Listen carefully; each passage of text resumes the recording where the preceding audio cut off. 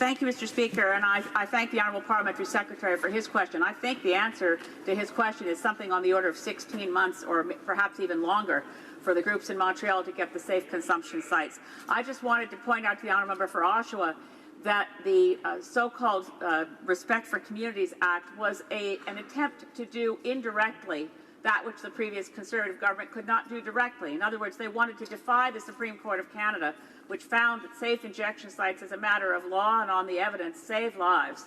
And the response from the previous Conservative government was to create 12 conditions, which frankly I'm amazed any facility managed to get through them, because they required such things as the curriculum vitae of staff that would work in a site that wasn't yet built. The kind of criteria that we're getting rid of with C-37 were there for the purposes of stopping the facilities from even being available for the people who need them. Honourable Member for Oshawa. Mr. Speaker, unfortunately, my colleague from Saanich, it's hogwash what she just said. Frankly, what the Respects for Communities Act, it was compliant with what the Supreme Court had asked. When she talks about there were 26 criteria that needed to be fulfilled, and now what they've done with this, they're basically taking away all of it. The consultation period is non-existent. It used to be up to 90 days. Now they've gotten rid of that, Mr. Speaker. So fundamentally, what could happen, the minister could choose to have no consultation or give approval within a day. And this is something that's clearly unacceptable. If the member was paying attention in committee, they quite clear with our experts, you need to have community support. So it is reasonable. I made amendments in committee so that the mayor of a community where one of these is going to be placed and the chief of police, the head of police, would likely want to have a little bit of input where these things are being located. These are only reasonable things that we ask, Mr. Speaker. I think at the end of the day, all of us have to think about this entire situation in a compassionate way, and we should be pressing the government instead of like Band-Aid solutions that are really not getting rid of this cycle of repeat, come back every single day. What does the member think these addicts are doing within the 24 hours if they're coming back into an injection site every day? We need to be compassionate and work for long-term solutions, not just these Band-Aids like this government wants to be seen to be doing something without really making a big change. Resuming debate, the Honourable Member for Saanich Gulf Islands. Thank you, Mr. Speaker. I rise to present an amendment to the bill, but I do want to say that it's extremely important that this legislation be passed, that we move expeditiously on the fentanyl crisis. The opioid crisis is a national public health crisis, and for the first time in my life as a parliamentarian, I actually voted with the government on time allocation because I think it is critical that we get this bill passed. There have been things said just moments ago in this chamber to which I must respond because they're not hogwash. They're based on the evidence.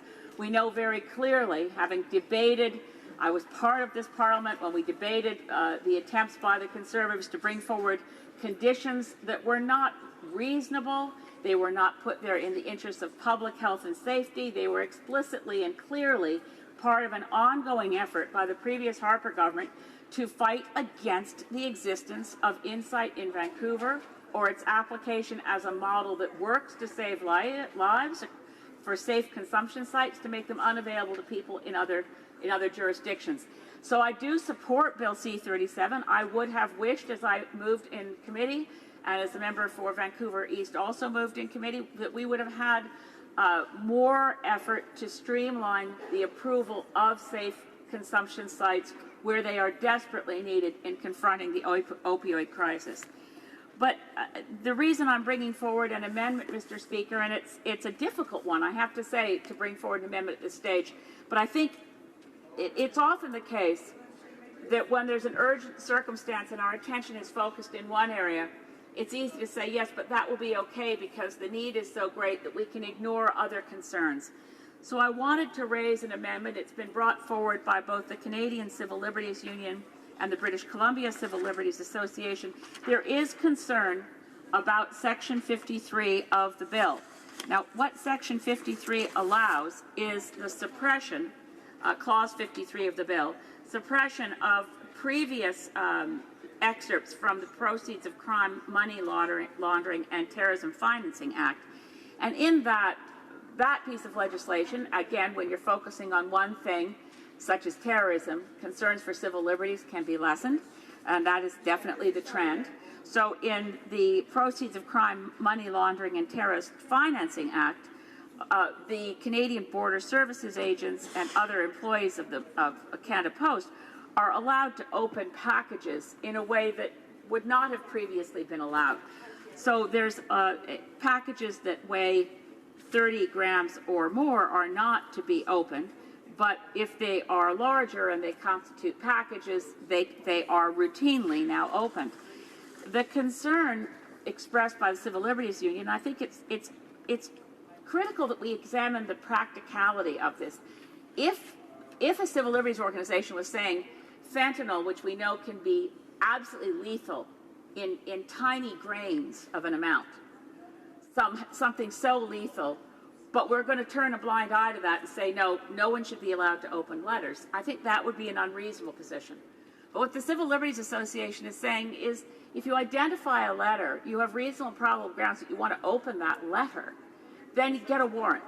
Now, this is not cumbersome. This is the kind of thing, this is why we have the rule of law, this is why we have protections for privacy, for civil liberties, and for recognizing that once law enforcement agencies have the kind of extreme and sweeping powers to open any letter, it doesn't take much imagination to imagine the ways in which this power can and will be abused. So, Mr. Speaker, I wanted to draw attention to the House to this amendment. It would suppress just one clause of this bill, and it would not have the effect of saying that Border Services agents and Canada Post could not open letters that they suspected to contain fentanyl. That's not the purpose of my amendment. The purpose of my amendment is to underscore, if you're going to open letters, you need to have a warrant. It's very, very clear that these broad and sweeping powers will be in future misused. The letters will be opened by people who are suspecting something else and not necessarily the fentanyl crisis. So with that, Mr. Speaker, I don't need to use all the speaking time I have available to speak to this amendment. I support Bill C-37. I want to see it passed, but it should not pass with our focus exclusively on the opioid crisis without taking a moment to consider, are we making a mistake here? Should we not require at least a warrant before Border Services agents and postal officials have the right to open very small packages? I dedicate my commitment to Bill C-37 and to working on the opioid crisis to one of my constituents, Leslie McBain, a founder of Moms Stop the Harm, because she lost her son in this crisis. It's not just downtown Vancouver that is seeing unreasonable and extraordinary numbers of deaths from this crisis. Within my own riding and on the remote Gulf Islands, we have seen people die from the fentanyl crisis. We need this piece of legislation. I will agree with my friend from Oshawa on one thing. We need more. We need these safe consumption sites, but we also need programming for mental health. We need program for addiction counseling. We need ongoing support so that people who have gone through addiction crisis counseling so that they're clean of the drug, then have the backup support they need so they don't go back to it. This is a very large problem. It will, I hope, be a focus in the 2017 budget from this government, that we will see money for mental health, money for addiction counseling, money targeted particularly to adolescents who are very often not in the right place when they face addiction counseling with other older people with addictions and with a lifestyle that may scare a younger adolescent. We need to think about how we target our mental health and addiction counseling. But we do need Bill C-37. I support Bill C-37, and I think this one amendment would ensure that we do the right thing to respond to the fentanyl crisis without doing the wrong thing for civil liberties. Thank you, Mr. Speaker. Questions and comments? Honorable député de Louis-Hébert. The honourable member for Louis-Hébert. Mr. Speaker, first of all, I'd like to thank the member from Sandwich Gulf Island for her support of Bill 37, as well as her tireless efforts and advocacy to respond to this opioids crisis in Canada. I think she raises an interesting point, and our goal is to, of course, balance privacy, but also to respond to this crisis that we're seeing. And I'd like to simply highlight that the The provision, as stated in Bill C-37, would allow for customs agent to open only international mail. And the reason for that disposition is that we know that only 2 milligrams of fentanyl can cause an overdose.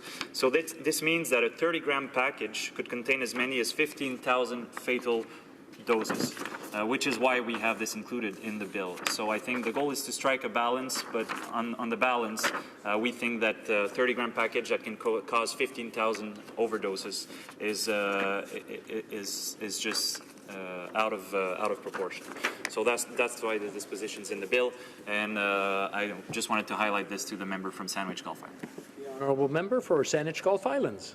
I want to thank my honourable colleague, Parliamentary Secretary and Minister for Health. Yes, if I'd omitted to say it's only international mail, I do apologize. I don't write my remarks out ahead of time. It's clearly intended to deal with letters that are mailed internationally, but that the letters that are mailed internationally can be from Canadian citizens coming into Canada, can be from, and so it's a question of getting the balance right. And I do respect what my honourable colleague just said. We do understand, and certainly I'm very concerned about the fentanyl crisis, but to me it's not a step too far to say you've identified a suspicious piece of mail coming in internationally. At that point, get a warrant. But I certainly do understand and respect my honourable colleague's point of view. Questions and comments? The honourable member for South Surrey, White Rock. Well, thank you very much, Mr. Speaker, and I thank my colleague for her comments. And I just want to make one comment, because Bill C-37 is a response to the government's response to the opioid, fentanyl, and carfentanil crisis. And we look at, and I listed young kids that have died in their 20s, 21, 23, 24, 25 years old. Some leaving behind small children. But this bill is silent on the treatment aspect of it. These kids would not go to a consumption site. There has to be another strategy. And I want to ask her, would she not have liked to have seen this bill be more expansive and broader in strategy to deal with the issues of these young kids taking pills, not injecting? The honourable member for Sandwich Gulf Islands. I thank the honourable member for South Surrey, White Rock. Look, I understand that we need a broader strategy. The question is, when we had the previous, I think it was Bill C-2 at the time, Respect for Community Act, so branded by the previous government, you needed to get rid of a lot of those provisions that were making it extremely difficult, close to impossible, to open a safe consumption site. But I think we may even have consensus on all sides of the House that safe consumption sites in Bill C-37 are not the whole answer to the fentanyl crisis.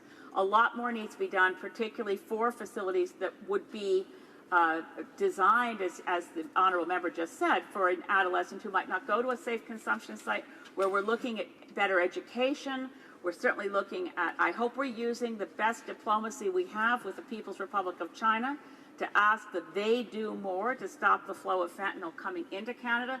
There are many, many steps going from the full range of mental health, addiction counseling, supports in communities, helping law enforcement, yes, with safe consumption sites being available, and other steps as needed. But they didn't all have to be in this piece of legislation. I think this piece of legislation was more likely to pass more quickly by focusing on only one aspect of what I hope will be a much broader strategy.